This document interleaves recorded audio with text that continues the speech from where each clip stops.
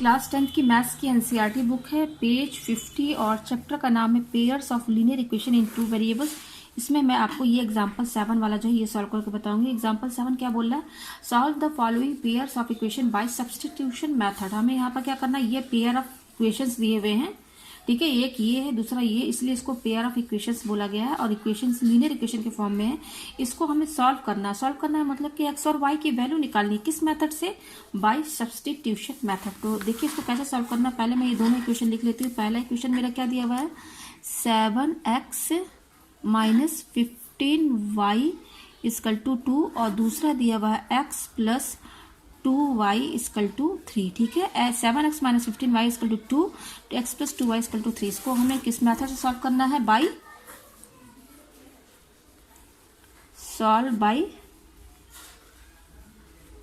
Substitution method. इस method से हमें इसे सॉल्व करना है।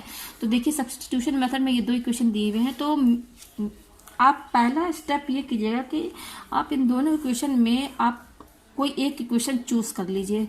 तो ऐसा इक्वेशन चूज कीजिए जिसमें बहुत ही लेस नंबर हो, मतलब कि लार्जेस्ट नंबर ना हो, कम डिजिट वाले नंबर हो, लेस नंबर हो। जैसे कि आप यहाँ देख सकते हैं, यहाँ 7 है, 15 है, 2 है, यहाँ पे देख सकते हैं नंबर 2 और 3 है। तो आपको क्या नजर आ रहा है कि इक्वेशन 2 में जो नंबर्स दिए हुए उनकी वैल्यूज बहुत कम है और इसमें बहुत ज्यादा है, 7 5 है, 7 है, 15 है, 2 है। तो ये इसमें वैल्यूज जो है, नंबर जो है कम दिए हुए हैं, इनके वैल्यूज, नंबर की जो वैल्यूज है बहुत कम है। तो मैं ये वाला इक्वेशन जो है सेलेक्ट करूंगी, चूज करूंगी। तो पहले इसको इक्वेशन फर्स्ट मान लेते हैं और इसको इक्वेशन सेकंड मान लेते हैं, ठीक है। तो ये सेकंड फ्रॉम इक्वेशन सेकंड हमारा क्या है, x plus 2y equal to 3, ये हमारा सेकंड इक्वेशन है। तो अब देखिए इसमें आप x को y के टर्म में लिखिए या y को x के टर्म में लिखिए, आप किसी को भी किसी टर्म में लिख सकते हैं। तो मैं यहाँ पर क्या करूंगी, x को y के टर्म में लिखूंगी। तो यहाँ x है, x को y के टर्म में लिखने का मतलब कि केवल इस साइड में केवल x होना चाहिए और बाकी चीजों को आप राइट हैंड साइड में लेकर चले जाइए। तो इक्वल टू ये 3 यहीं पे रहेगा, ये जो प्लस 2y है इक्वल टू को इधर लेकर चले जाइए। तो ये प्लस साइन है, जब इधर जाएगा तो क्या हो जाएगा, माइनस 2y। तो आप यहाँ देख सकते हैं मैंने x को y के टर्म में लिख दिया। x को y के टर्म में लिखने का मतलब है कि x एक तरफ रहेगा, बाकी जो भी टर्म इसके साथ जुड़े हुए वो आप उसको RHS साइड में लेकर चले जाइए। तो आप देख सकते हैं यहाँ पर x जो है किसके टर्म में है, y के टर्म में है, ठीक है। तो ये आप इसको इस पर ध्यान दीजिए। अब ये आ गया। अब ये जो x की वैल्यू आपने इस वाले सेकंड इक्वेशन से निकाला है ना, सेकंड इक्वेशन से, अब तो इस x की वैल्यू को आप फर्स्ट इक्वेशन में पुट कर दीजिए, ठीक है। तो put the value of x in equation first क्या है हमारी, मैं यहाँ पे लिख देती हूँ, वो दिया हुआ है 7x minus 15y equal to 2, ये है, ठीक है। और x क्या बोल रहे हैं हम कि ये x की जो वैल्यू है आप इसमें पुट कीजिए। तो x की वैल्यू क्या है, 3 माइनस 2y। तो ये जस्ट 7, यहाँ पे क्या है, मल्टीप्लीकेशन का साइन है, इंटू x की वैल्यू कितनी दी हुई है, 3 माइनस 2y। यहाँ लिख दीजिए आप 3 माइनस 2y, ये लिख दिया। फिर क्या है, minus 15y equal to 2। Just यहाँ पर x की वैल्यूज ये रख दिया मैंने। अब देखिए इसको आप इसको ओपन कीजिए तो 7 से ये दोनों मल्टीप्लाई होगा। तो 7 से 3 को मल्टीप्लाई कीजिए तो 7 3 21, फिर ये माइनस, ये 7 को इससे भी 7 दोनों से मल्टीप्लाई होगा, 7 2 14 और y लगा रहेगा, फिर माइनस 15y इक्वल टू 2, ठीक है। तो ये हो जाएगा 21, ठीक है। अब यहाँ पे ध्यान दीजिए, ये माइनस 14y है और ये माइनस 15y है, दोनों में y लगा हुआ है। माइनस माइनस क्या हो जाएगा, माइनस माइनस क्या होता है, माइनस माइनस होता है प्लस। तो आप दोनों को प्लस कर दीजिए। तो ये दोनों प्लस करने पर कितना आएगा, 29y। 20 दोनों माइनस माइनस प्लस होता है, प्लस करने पर 29y। अब बड़ा कौन सा है दोनों में, 14 की 15 बड़ा है, ये बड़ा है, तो जो बड़ा होता है उसका साइन लगेगा, ये लगा दिया मैंने, ठीक है, इक्वल टू 2, ठीक है। तो अब देखिए ये y वाली टर्म जो है केवल एक ही अब आ रहा है, इसमें केवल एक ही टर्म है y की, और ये जो नंबर है सिंगल नंबर, इन नंबर को एक साइड कर दीजिए। तो ये वाली टर्म यहीं पे रहेगी, माइनस 29y, ये इधर ही पे रहेगा, इसका साइन माइनस, ध्यान दीजिएगा माइनस के साथ लिखेंगे, इक्वल टू ये 2 यहीं पे रहने दीजिए इसको, क्योंकि ये नंबर है, नंबर को एक साइड कर दीजिए, और ये वेरिएबल टर्म है, इसको एक साइड कर दीजिए। तो ये नंबर क्या है, इसका साइन प्लस है, ये प्लस है, जब इक्वल टू किधर जाएगा तो क्या हो जाएगा, माइनस। 21 यही हो जाएगा। जस्ट मैं इसको इधर लेकर चलिए आर साइड में, तो ये हो जाएगा -29y इक्वल टू, ये इसका साइन प्लस है और ये माइनस, प्लस माइनस माइनस, तो इसमें से 2 माइनस कर दीजिए। 21 में से 2 माइनस करेंगे तो क्या आएगा 19। ये हो गया। अब इसमें बड़ा कौन सा है, 2 बड़ा है कि 21? जो बड़ा नंबर होगा उसका साइन लगेगा, तो बड़ा क्या 21 और 21 का साइन क्या है माइनस, तो यहाँ माइनस लगा दीजिए। ठीक है, ये आ गया हमारे पास। तो देखिए इधर भी माइनस इधर भी माइनस है, तो ये कैंसिल हो जाएगा। ठीक है, तो यहाँ पे आया 29y इक्वल टू 19, ये आया।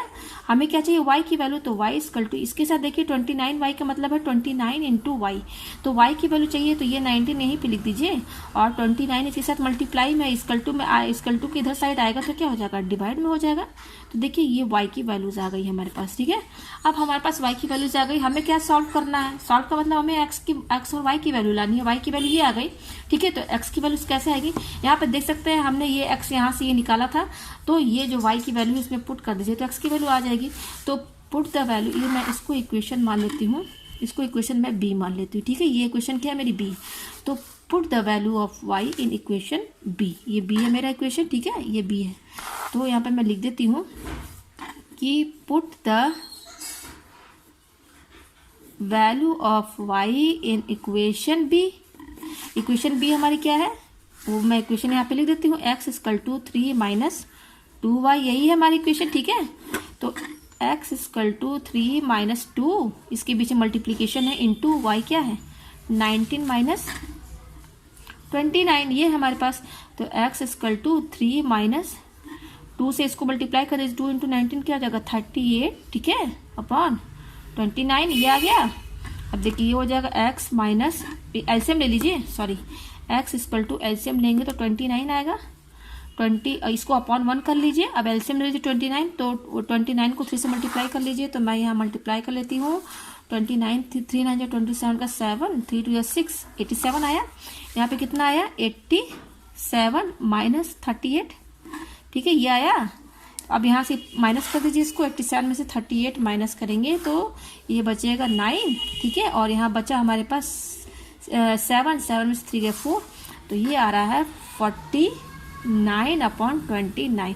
तो आप यहाँ देख सकते हैं x की वैल्यू आ रही है 49/29 और y की वैल्यू आ रही है 19/29। यही हमारी x और y की वैल्यूज हैं। अब इनको अगर आप ये चेक करना चाहते हैं कि क्या ये वैल्यूज सही आई हैं कि नहीं, तो इसको वेरीफाई भी कर सकते हो। कैसे, जस्ट x और y की वैल्यू को आप किसी भी इक्वेशन में रख दीजिए, इन दोनों में से। तो मैं तो यही कहूँगी कि आप उसी इक्वेशन को चूज कीजिए जिसमें वैल्यूज जो है नंबर की कम हो, जो वैल्यूज हो नंबर वो कम हो उनकी वैल्यूज। तो देखिए यही वाला इक्वेशन ले लीजिए, x plus 2y equal to 3 है, x प्लस क्या है हमारा, x plus 2y equal to 3 है, और मेरी x की वैल्यू कितनी आई हुई है, x की वैल्यू मेरी आई है 49/29 और y की वैल्यू कितनी आई है, y की वैल्यू मेरी आई है यहाँ पर 19/29। मैं यहाँ चेक करके दिखा देती हूँ कि अगर आप देखना चाहें कि हमारी जो वैल्यूज आई वो सही आई है कि नहीं।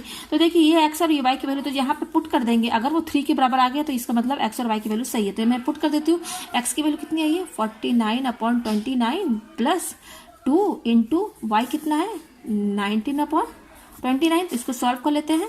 तो ये देखिए 49/29 प्लस 2 से इसको मल्टीप्लाई किया 38/29, ये आया। तो एलसीएम ले लीजिए, तो एलसीएम क्या होगा 29 होगा, क्योंकि ये नीचे दोनों में सेम है। तो ये हो जाएगा 49 प्लस 38। ठीक है, तो यहाँ ऐड कर लीजिए 9 और 8 17। ठीक है, ये हो जाएगा 5 87/29 और ये 3 से कैंसिल हो जाएगा। ठीक है, 29 3 जा होगा 87। तो आप देख सकते हैं 3 के बराबर आ गया हमारा। हमने यहाँ x और y की वैल्यू रखा, सॉल्व किया तो 3 के बराबर आ गया, यानी कि ये हमारा सही है, वेरीफाइड हो गया है। यहाँ वेरीफाई करना नहीं है, क्वेश्चन में कहा नहीं है, लेकिन अगर आप चेक करना चाहते हैं कि x की और y की वैल्यू सही आई है कि नहीं, तो यहाँ जस्ट किसी भी क्वेश्चन में आप पुट करके देख सकते हैं। तो मैंने पुट कर दिया, देखा कि 3 के बराबर आ गया, इसका मतलब कि मैंने जो x और y की वैल्यू निकाली है वो सही आई है।